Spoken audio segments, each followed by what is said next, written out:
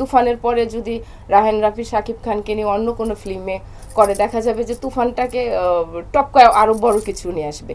তো এইখানে রায়হান রাফি ভাই শাকিব ভাইকে নিয়ে আমার কোনো মন্তব্য করার কিছু নাই, তার জায়গায় সে প্রধান।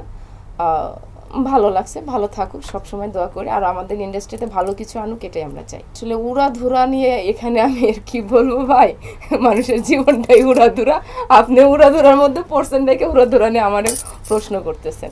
না না, আমি একটা কথাই বলছি, এটা তার হচ্ছে একান্তই পার্সোনাল ব্যাপার, সে 3টা কেন, সে 10টাও করতে পারে। আমাদের দেখার হচ্ছে, আমাদের চোখ আছে, আমরা দেখবো, কান আছে, শুনবো, বাট পার্সোনালিটি বিষয়টা ওনার একান্ত নিজস্ব ব্যক্তিগত ব্যাপার, এটা নিয়ে আমি কেন কথা বলতে যাব। হয়তো এটা ওনার লাইফে এখান থেকে অনেক কিছু শিখতে পেরেছে, যে হয়তো নেক্সটে আর যাকে বিয়ে করবে সেটা ওই হচ্ছে উনি ওখান থেকে ওই ভুলটা নিজেকে সংশোধন করে হয়তো উনি ডিসিশনটা নিয়েছে।